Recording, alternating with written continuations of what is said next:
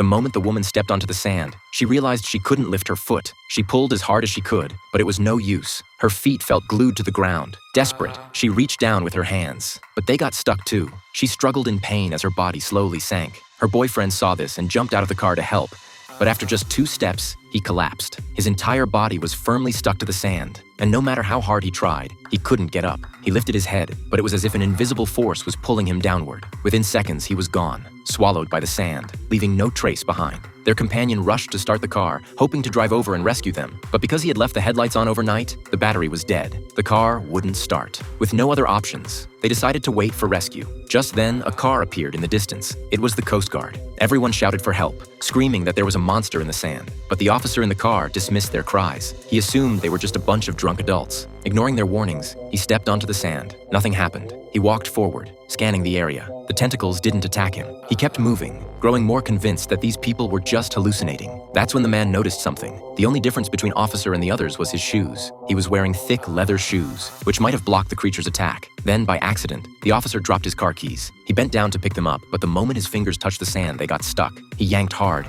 but his hand wouldn't budge. He used his other hand to try, only to get worse. He then realized, but it was too late, that the others had been telling the truth. Suddenly, countless tentacles shot out from the sand, wrapping his entire body, dragging him down. Within moments, he was gone, only left shallow dent in the sand. The man, putting the pieces together, said that the officer had been fined because of his shoes. Determined to escape, he wrapped his feet in thick fabric, hoping to protect himself. He asked the woman in the car to throw him a blanket, and the group watched anxiously as he prepared to make a run for it. But just as he stepped forward, he lost his balance and fell. Something beneath the sand latched onto him, pulling him downward. Slowly, he sank into the ground. The women's eyes darted around in desperation. That's when she spotted the metal railings near the RV. An idea struck her. If they dismantled the railings, they could use them as a bridge to cross the sand safely. They sprang into action. The girl climbed onto the car as the others pulled the railings apart and tossed them onto the sand. Her friend went first, carefully stepping onto the makeshift bridge, moving plank by plank. Reaching the end of one railing, he placed another in front and kept going. At last, she made it to the table. The others followed closely behind. Just as the woman was climbing up,